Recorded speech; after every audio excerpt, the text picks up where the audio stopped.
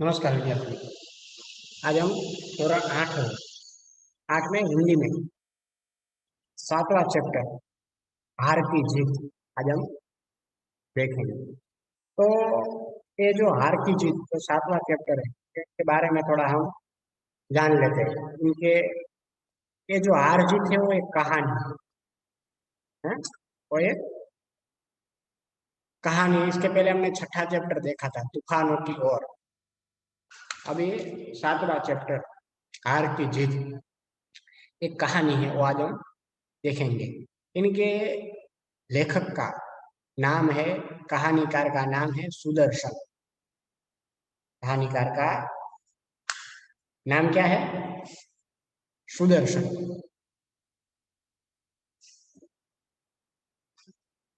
इनके बारे में थोड़ा पहले हम जान लेते हैं। इनका जन्म सन 1896 में हुआ था और उनका निधन सन 1968 में हुआ था।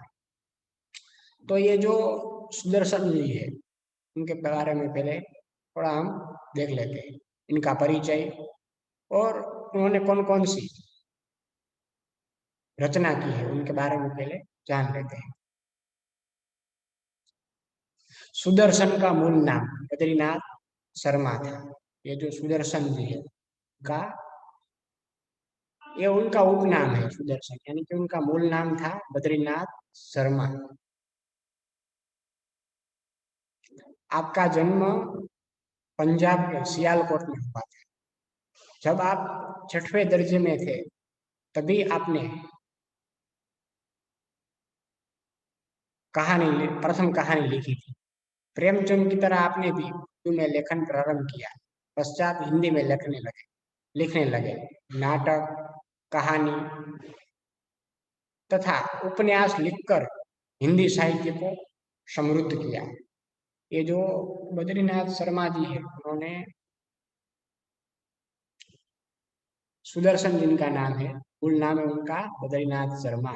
उनका जन्म पंजाब के सियालकोट में हुआ था। पंजाब के सियालकोट में। और जब वो छठवीं कक्षा में छठवें दर्जे में थे तभी इन्होंने प्रथम कहानी लिखी थी।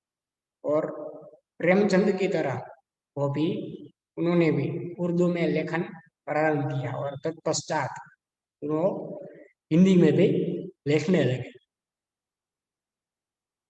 नाटक, कहानी तथा उपन्यास लिखकर उन्होंने हिंदी साहित्य को समृद्ध किया है। आगे देखते हैं। प्रस्तुत कहानी सुदर्शन जी द्वारा लिखित एक उपदेश प्रदान कथा है जो मानव भावनाओं पर आधारित है। बाबा भारती के अनोखे घोड़े की चर्चा डाकू खड़क सिंह के कानों तक पहुंचती है। वह धोखे से घोड़ा ले जाता है, परंतु बाबा भारती एक बात उसे घोड़ा लौटाने पर मजबूर कर दे। उसी बात ने उस डाकू का हृदय परिवर्तन कर दिया। इस बात पर यहाँ प्रकाश डाला गया है। इस कहानी में विनम्रता, उदारता, तत्पश्चात दया भाव, लोकहित की आकांक्षा आदि मूल्यों की समाविष्ट किया गया है। ये जो प्रस्तुत कहानी है सुदर्शन जी द्वारा रची, बद्रीनाथ शर्मा द्वारा रची, इसमें ये उपदेश प्रधान कथा है। जो कहानी है वो उपदेश प्रधान कहानी है, कथा है जो मानव भावनाओं के ऊपर आधारित है। और इसमें कथा वस्तु ऐसा है कि बाबा भारती के एक अनोखे घोड़े की चर्चा डाकू, जो खड़क सिंह नाम का जो डाकू है, उनको उनके कानों तक पहुंचती है और वह धोखे से वो घोड़ा ले जाता है जो बाबा भारती का है। अनोखा घोड़ा है वो ले जाता है, परंतु बाबा भारती की एक बात उसे घोड़ा लौटाने पर मजबूर कर देती है। उसी बात से उस डाकू का हृदय परिवर्तन हो जाता है, यानी कि वो हृदय परिवर्तन कर लिया उसी बात से। और इसी बात पर यहाँ प्रकाश डाला गया है। और इस कहानी में विनम्रता, उदारता, पश्चाताप, दया भाव और लोकहित की आकांक्षा आदि मूल्यों का यहाँ समाविष्ट किया गया है। ये जो हमने हार की जीत देख रहे हैं, उसके बारे में हमने जान लिया कि क्या है और क्या इसमें बताया गया है। तो अब हम इस कहानी की ओर आगे बढ़ते हैं।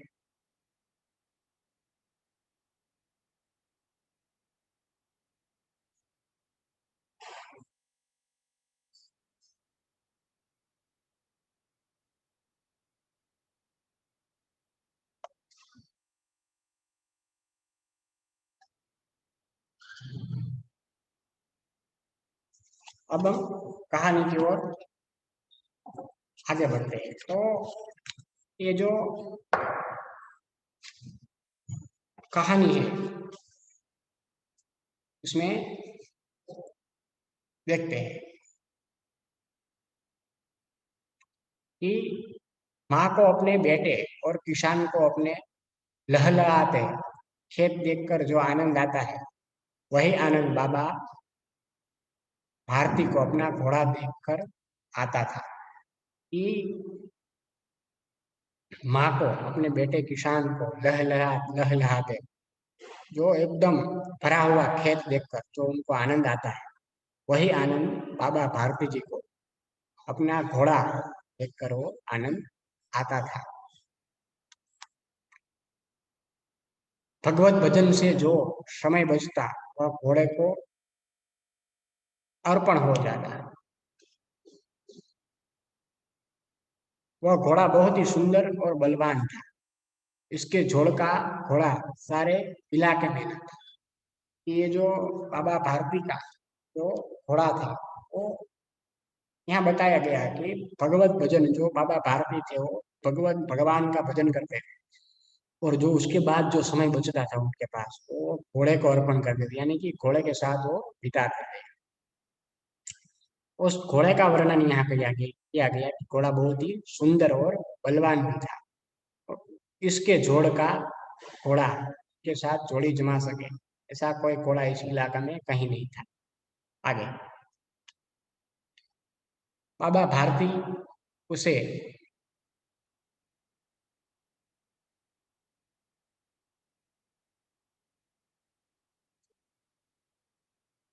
सुल्तान कहकर पुकारते, अपने हाथ से खरहरा करते, खुद दाना खिलाते और देख देख कर प्रसन्न होते थे।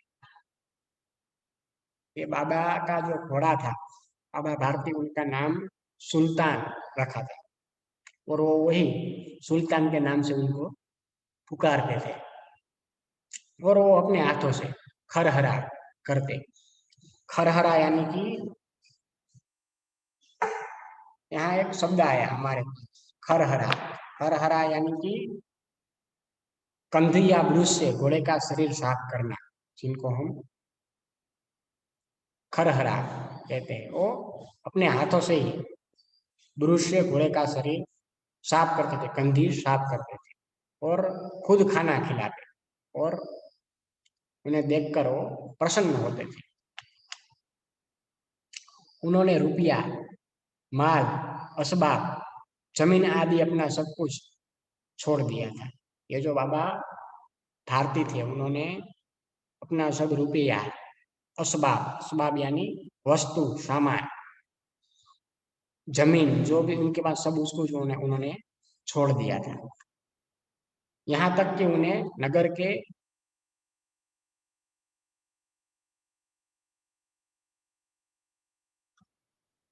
जीवन से भी घृणा थी।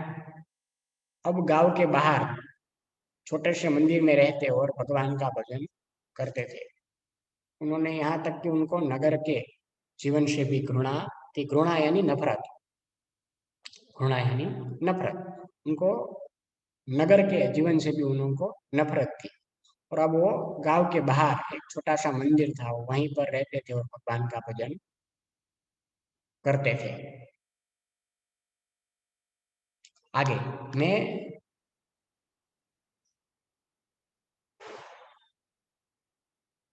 सुल्तान के बिना नहीं रह सकूंगा, उन्हें ऐसा लगने लगा था। वे उसकी चाल पर लट्टू थे। कहते थे, ऐसा चलता है जैसे मोर घटा देखकर नाच रहा। वो बाबा कहते थे कि मैं सुल्तान, जो उनका घोड़े का नाम था, मैं उनके बिना नहीं रह सकूंगा। और उन्हें ऐसा ही लगता था कि वे उसकी चाल पर लट्टू है। और वो कहते थे कि जैसे ये एक सुल्तान यानी घोड़ा वो चलता है तो ऐसा लगता है कि जैसे मोर अपनी घटा को देखकर, जो मोर की घटा होती है हमने देखी हुई है, वो मोर जैसे अपनी घटा को देखकर नाच रहा हो, ऐसा वो चलता है आगे। जब तक संध्या के समय सुल्तान पर चढ़कर 8-10 मील का चक्कर न लगा लेते, उन्हें चैन नहीं न आता।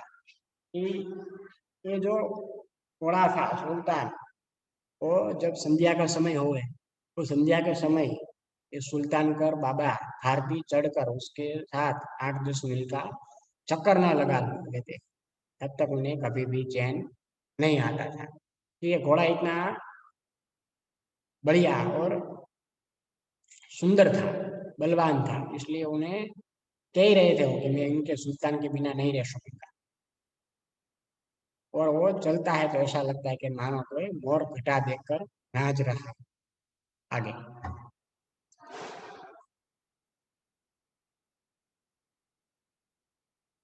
खड़क सिंह उस इलाके का कुख्यात डाकू था। लोग उसका नाम सुनकर कांपते थे। होते होते सुल्तान की कीर्ति उसके कानों तक पहुंची। यहाँ आया, हमने आगे भी देखा था कि खड़क सिंह के बारे में, जो एक डाकू था, यहाँ भी उनकी बात हो रही है कि खड़क सिंह एक उस जो बाबा भारती रहते थे उसी इलाके का वो ख्यात ख्यात एक डाकू था। और लोग उनका नाम सुनकर ही कांपने लगते थे। और एक दिन दिन बीतते बीतते सुल्तान, जो बाबा का घोड़ा था बाबा भारती का, उनकी कीर्ति, कीर्ति यानी यश, यश उनके कानों तक, किसके कानों तक, खड़क सिंह के कानों तक पहुंची। उसका हृदय उसे देखने के लिए अधीर हो उठा। वह एक दिन दोपहर के समय बाबा भारती के पास पहुंचा और नमस्कार करके बैठ गया। कि उसका हृदय उसे देखने के लिए अधीर हो उठा। अधीर यानी उतावला, व्याकुल हो उठा। और वह एक दिन दोपहर के समय बाबा भारती के पास पहुंच गया और वहां पहुंचकर उसके बाबा भारती को नमस्कार किया। और वहीं बाबा भारती के पास वो कौन, खड़क डाकू वहीं पर बैठ गया। बाबा भारती ने पूछा, खड़क सिंह क्या हाल है? खड़क सिंह ने सिर झुकाकर उत्तर दिया, आपकी दया है, कहो इधर कैसे आ गए? सुल्तान की चाह खींच लाई, विचित्र जानवर है, देखोगे तो प्रसन्न हो जाओगे। कि बाबा भारती ने जैसे ही वो खड़क सिंह डाकू दोपहर के दिन बाबा भारती के पास पहुंचकर वहां नमस्कार करके वहीं पर बैठ गया। और बाबा भारती ने उसे पूछा कि खड़क सिंह क्या हाल है? तो खड़क सिंह ने अपना सिर झुकाकर कहा कि आपकी दया है। तो कुख्यात, हमने ऊपर एक शब्दार्थ देखा, कुख्यात, खड़क सिंह इस इलाके का कुख्यात है। कुख्यात यानी बदनाम, कुख्यात का अर्थ है बदनाम। और जैसे ही बाबा भारती ने पूछा खड़क सिंह क्या हाल है, तो खड़क सिंह ने कहा सिर झुका करके, आपकी दया है, कहो इधर कैसे आ गए? बाबा भारती ने कहा तो क्या कहा, सुल्तान की चाह खींच लाई, ऐसा बाबा ने कहा। तो चाह, चाह यानी कि देखने की इच्छा, प्रेम, सुल्तान की इच्छा प्रेम तुम्हें यहाँ खींच लाया। विचित्र जानवर है, बाबा ने कहा, देखोगे तो प्रसन्न हो जाओगे। ऐसा बाबा भारती ने खड़क सिंह को कहा कि ये जो सुल्तान, जो उसका घोड़ा है, वो विचित्र जानवर है, आप देखोगे तो आप भी प्रसन्न हो जाओगे आगे। यहाँ हमारे सामने एक पिक्चर फोटो भी रखी गई है जिसमें बाबा भारती है और वहाँ जो घोड़ा बाबा का है वो कहीं और घूम रहा है, चल रहा है। और जो सामने हमारे सामने ये डाकू खड़क सिंह है वो वहीं खड़ा देख रहा है हमें पिक्चर में। अब हम आगे बढ़ते हैं।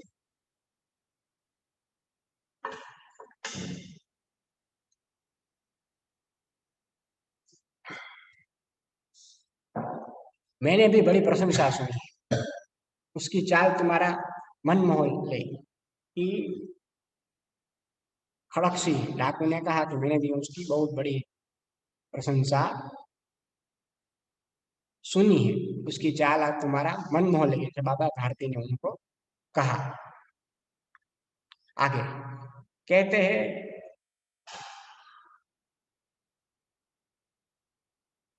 देखने में भी बड़ा सुंदर है। बाबा ने कहा कि वो, आप कहते हैं कि वो देखने भी बड़ा बहुत सुंदर है। क्या कहना, जो उसे एक बार देख लेता है उसके हृदय पर उसकी छवि अंकित हो जाती है। बहुत दिनों से अभिलाषा थी, आज उपस्थित हो सका। कि उसने कहा, खड़क खड़क सिंह ने, बाबा ने पहला कहा कि क्या कहना, जो उसे एक बार देख लेता है उसके हृदय पर उसकी छवि अंकित हो जाती, छवि यानी कि आकृति, सुंदरता, वो वहां अंकित हो जाती है। और उन्होंने कहा कि बहुत दिनों से अभिलाषा थी, आज उपस्थित हो सका हूं। कि अभिलाषा यानी कि इच्छा, कि उपस्थित यानी कि हाजिर, हाजिर हो सका हूं। उसने कहा, खड़क सिंह नाम का जो डाकू था, उसने बाबा भारती को कहा। आगे देखते हैं। बाबा भारती और खड़क सिंह अस्तबल में पहुंचे। बाबा ने घोड़ा दिखाया घमंड से, खड़क सिंह ने घोड़ा देखा आश्चर्य से।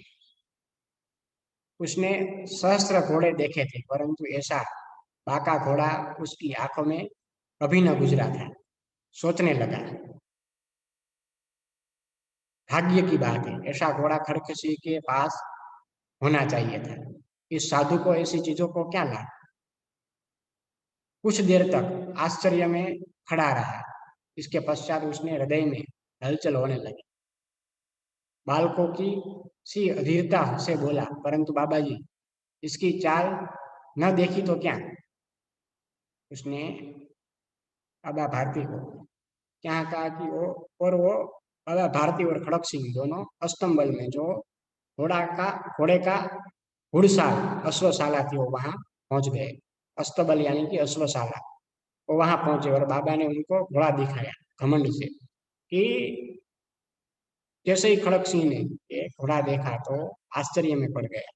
कि उसको, जो खड़क सिंह था वो कुख्यात यानी कि बदनाम, वो डाकू था, इसलिए उसने सहस्त्र घोड़े देखे थे, बहुत सारे घोड़े देखे थे, लेकिन तो परंतु ऐसा बाका घोड़ा उनको, बाका यानी कि निराला, शानदार, उन्होंने कभी भी नहीं देखा था।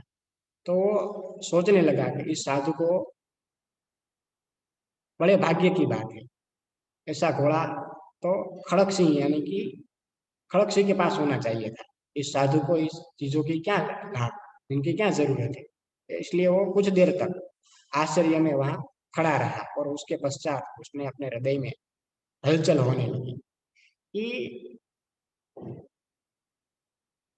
वो बाबा को, उनको जो घोड़ा उनको लेने की इच्छा हुई, इसलिए वो अधीरता से बोला कि परंतु बाबा जी, इसकी चाल न देखी तो क्या।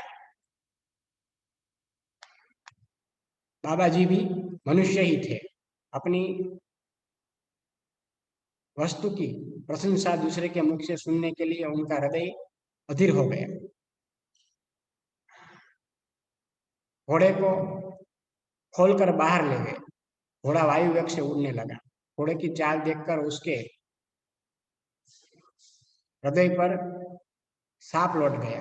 वह डाकू था और जो वस्तु उसे पसंद आ जाए उस पर वह अपना अधिकार समझने लगता था।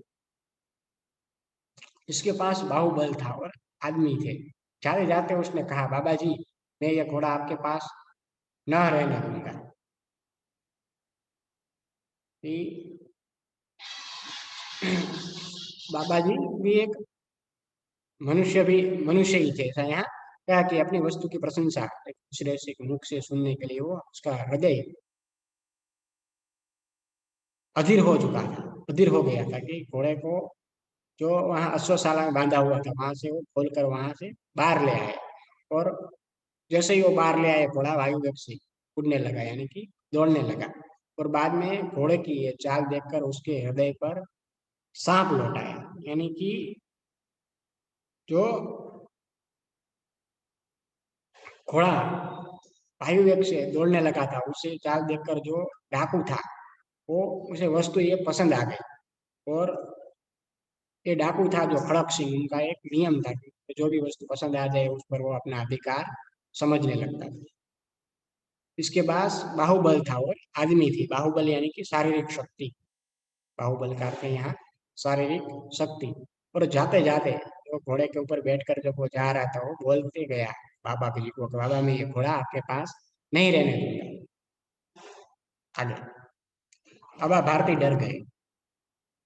अब उन्हें रात को नींद न आती। सारी रात अस्तंबल की रखवाली में कटने लगी।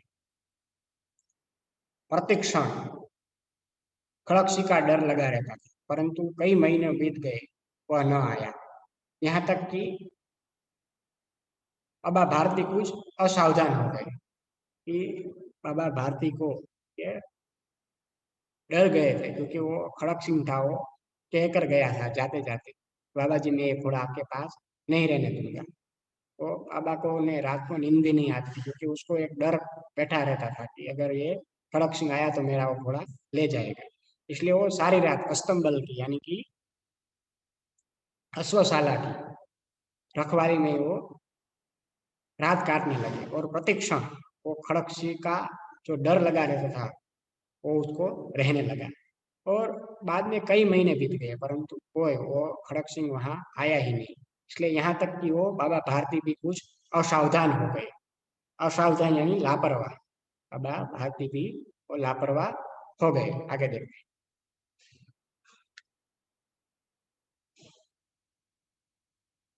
संध्या का समय था।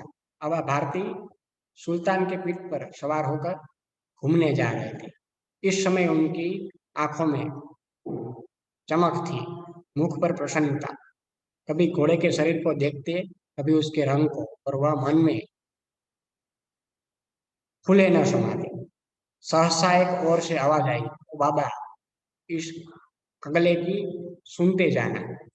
कि एक दिन की बात है, संध्या का समय था और बाबा भारती ये जो घोड़ा था जिनका नाम सुल्तान था, वो सुल्तान की पीठ पर सवार होकर वो घूमने जा रहे थे। उसी समय उनकी आंखों में एक चमक थी और मुख पर एक प्रसन्नता थी कि कभी घोड़े के शरीर को वो देखते और कभी उसके रंग और कभी उसके मन में वो फूले न समाते। और फूले न समाना यानी कि बहुत प्रसन्न होना, ये मुहावरा है। आगे भी हमने देखा था, लट्टू होना यानी मुग्ध होना, चैन आना यानी कि मानसिक शांति मिलना, जो हमने मुहावरे देखे थे। कानों तक पहुंचना यानी सुनना। और हृदय में छवि अंकित होना, यानी कि जो खड़क सिंह डाकू था उनके हृदय में एक घोड़े की छवि अंकित हो गई, यानी कि अच्छी तरह याद रह जाना। और आंखों से गुजरना यानी देखना। हृदय पर साप लौटना यानी कि इच्छा पैदा करना। ऐसे मुहावरे हमने देखे थे। आंखों में चमक होना यहाँ आया एक हमारे सामने रूढ़ि प्रयोग, यानी कि खुशी का भाव प्रकट होना। आंखों में चमक थी और मुख पर प्रसन्नता। कभी घोड़े के शरीर को देखते तो कभी उसके रंग और मन में फूले न समाते। आंखों में चमक होना यानी खुशी का भाव प्रकट होना। फूला न समाना यानी कि बहुत प्रसन्न होना। आगे देखते हैं।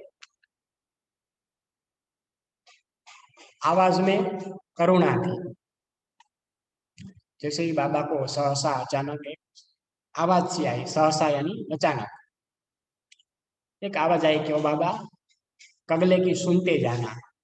कगला यानी गरीब व्यक्ति, कंगाल को कहते कि आप कंगाल की सुनते जाना।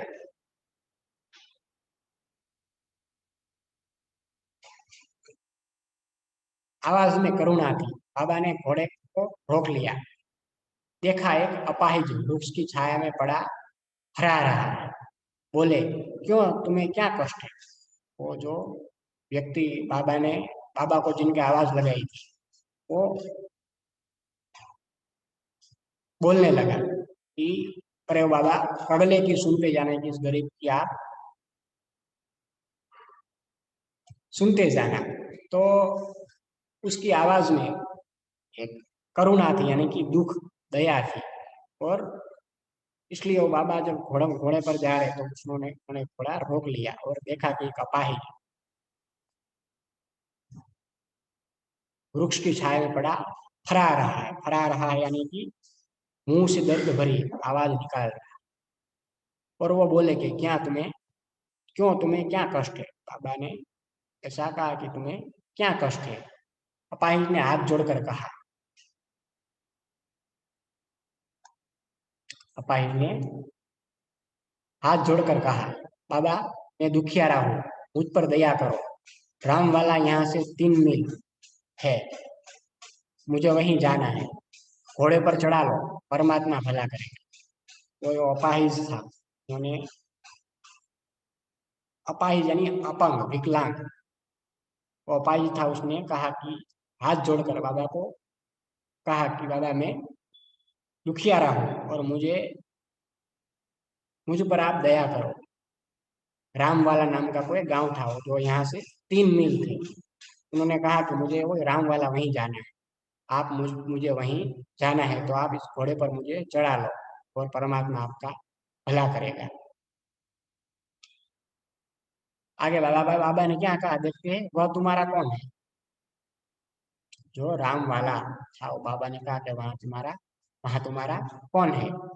दुर्गादत्त वैद्य का नाम सुना होगा, उसका सौतेला भाई। उसने कहा कि दुर्गादत्त जो राम वाला गांव में, और जो बाबा के गांव से 3 मील दूर था, उसने, बाबा ने उनको कहा कि वहाँ राम वाला गांव में वहाँ तुम्हारा कौन है? बाबा जो अपाहिज था उसने कहा कि वहाँ दुर्गादत्त वैद्य का नाम तो आपने सुना ही होगा, उनका मैं सौतेला भाई हूँ। आगे देखते हैं।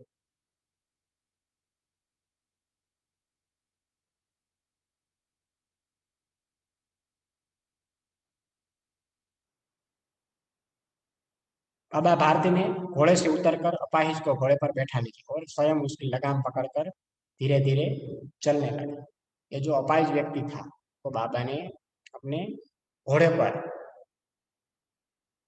बिठा लिया और वो खुद बाबा अपने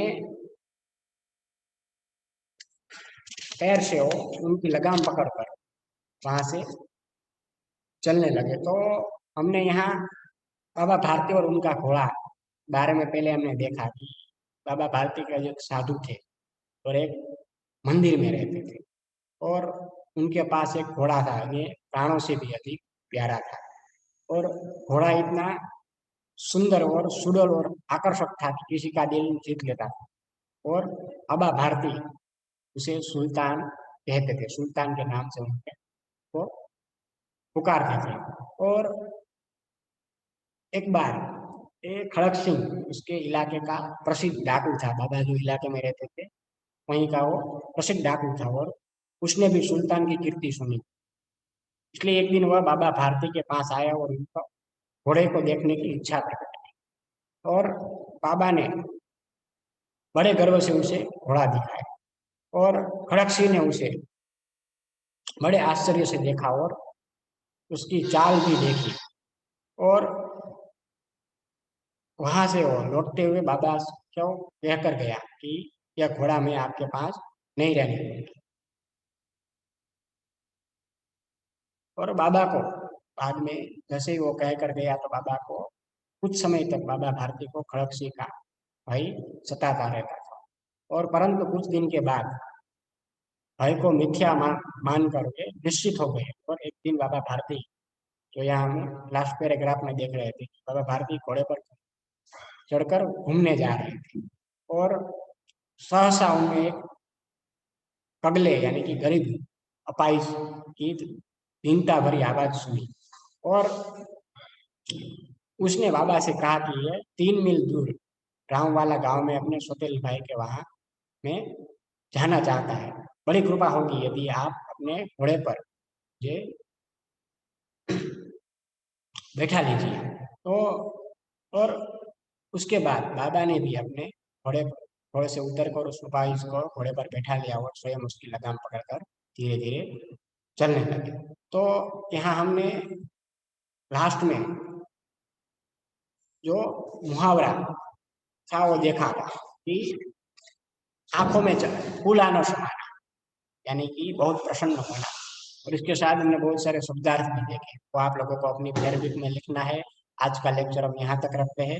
और जो यहाँ तक हमने पैराग्राफ जो कहानी पढ़ी वो आप लोगों को अपनी पाठ्य पुस्तक, हिंदी की पाठ्य पुस्तक में एक बार पढ़ लेना है और समझ लेना है।